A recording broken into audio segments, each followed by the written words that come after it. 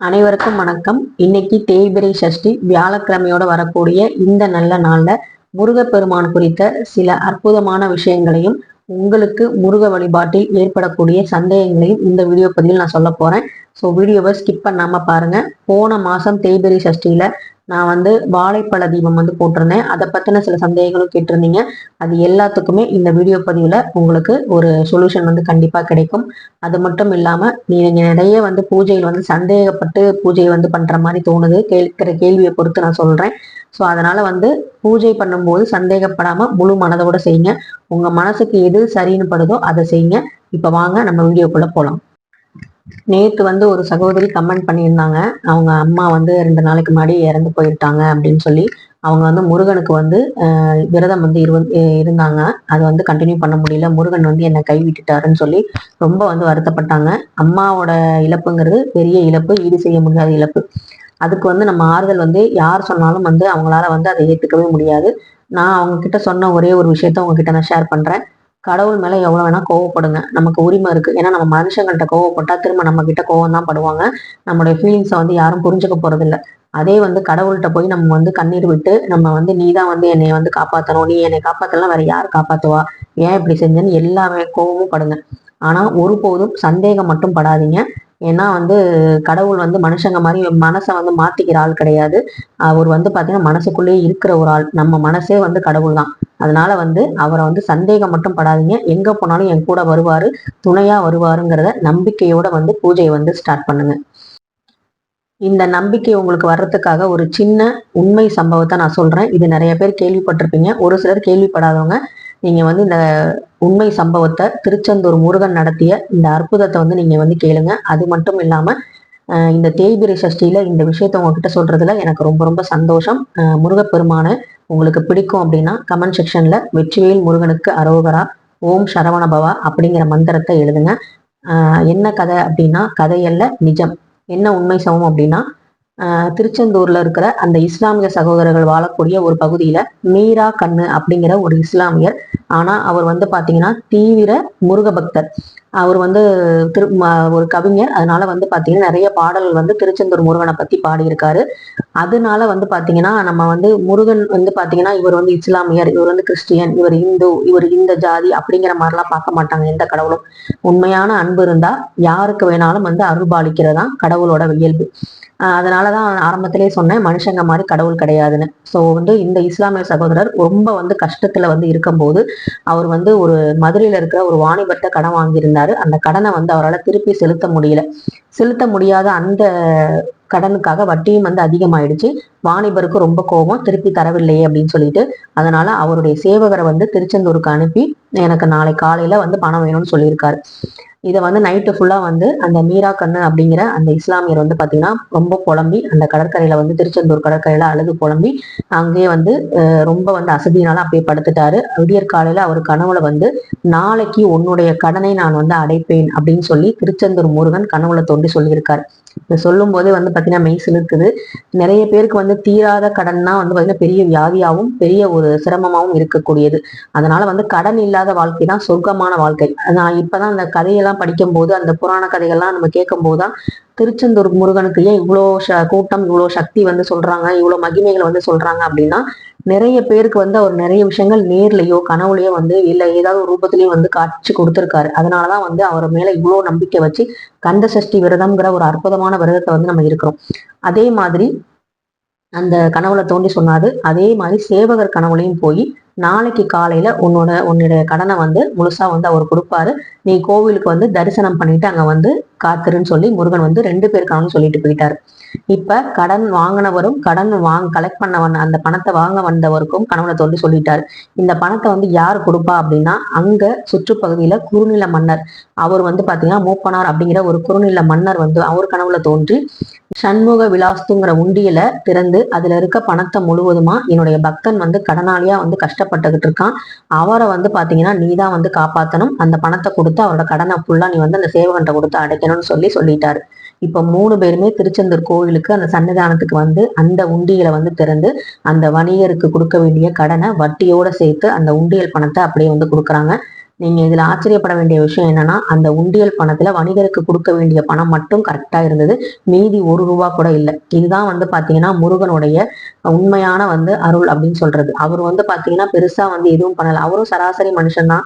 மீரா கண்ணுங்கிற இஸ்லாமியரும் சராசரி மனுஷன் தான். ஆனா வந்து பாத்தீங்கன்னா அவர் வந்து கடன் வாங்கிட்டாரு. இது வந்து மனித இயல்பு தான். கடன் வாங்காம எந்த மனுஷனும் இருக்க முடியாது. ஆனா அவர் நம்பினது கடைசி வரைக்கும் முருகனை மட்டும்தான். அதனாலதான் முருகன் வந்து பாத்தீங்கன்னா அவருக்கு வந்து ஏதோ ஒரு மூலமா, ஒரு அரசர் மூலமா, ஒரு மன்னர் மூலமா வந்து உதவி பண்ணியிருக்காரு. இப்படிப்பட்ட முருகன் அருணகிரிநாதருக்கும் வந்து பாத்தீங்கன்னா ஒரு அற்புதத்தை வந்து நிகழ்த்தியிருக்காரு. அருணகிரிநாதர் வந்து பாத்தீங்கன்னா திருவண்ணாமலையில வந்து பிறந்தவர். அங்கதான் வந்து பாடல்லாம் எழுதிட்டு இருந்தவர்.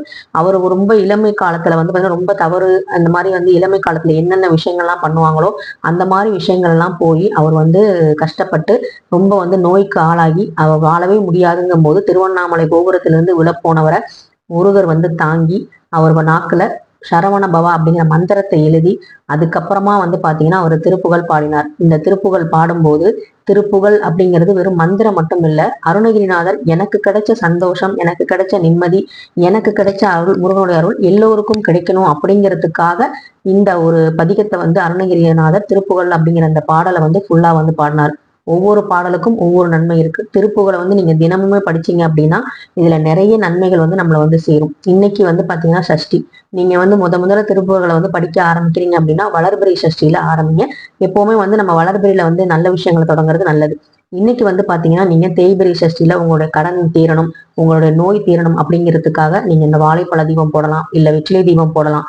வேலை கிடைக்கணுங்கிறதுக்காக துவரை தீபமும் போடலாம். உங்களுக்கு என்ன இல்ல எதுவுமே வேணாம், எனக்கு இதெல்லாம் நம்பிக்கை இல்லை அப்படின்னா 2 அகல் விளக்கு முருகன் மணி ஏற்றி 2 சொட்டு கண்ணீர் விட்டு உங்களுக்கு என்ன மந்திரம் தெரியுதோ, இல்ல எதுவுமே தெரியல கந்த சஷ்டி கவசம் படிப்பேன் அப்படின்னா அதை படிங்க, இல்ல கந்தகுரு கவசம் படிங்க, இல்ல சிறுவாபுரி பதிகம் படிங்க, அதே மாதிரி திருப்புகழ் படிங்க. இந்த மாதிரி உங்களுக்கு என்ன தோணுதோ அதை படிங்க. நான் திரும்பவும் சொல்றேன், முருகன் கிட்ட நீங்க கோவப்படுங்க, சண்டை போடுங்க, அன்பை காட்டுங்க. ஆனா சந்தேகம் மட்டும் படாதீங்க. சந்தேகப்பட்டீங்கன்னா மனுஷங்களே நம்ம கூட இருக்க மாட்டாங்க. ஒருத்தர் மேல சந்தேகப்பட்டுக்கிட்டே இருந்தா அவங்க கூடவே இருக்க மாட்டாங்க இல்லையா? அதே மாதிரிதான் கடவுளும். நம்ம சந்தேகப்பட்டுக்கிட்டே வந்து வழிபாடு செஞ்சோம் அப்படின்னா எந்த ஒரு பலனும் கிடைக்காது. அதே மாதிரி நேற்று ஒரு சகோதரி வந்து கேட்டிருந்தாங்க, வீடு கட்டுறதுக்கு நீங்க சிறுவாபுரி பதிகம் வந்து பாட சொல்றீங்க. ஆனா ஒரு சிலர் வந்து பாத்தீங்கன்னா அண்டர்பதி குடியேற அப்படிங்கிற பாடலை வந்து பாட சொல்றாங்க. இது 2ல நான் எதை வந்து பாடுறது? இதுதான் நான் சொல்றேன், உங்களுக்கு என்ன பிடிக்குமோ அதை பாடுங்க.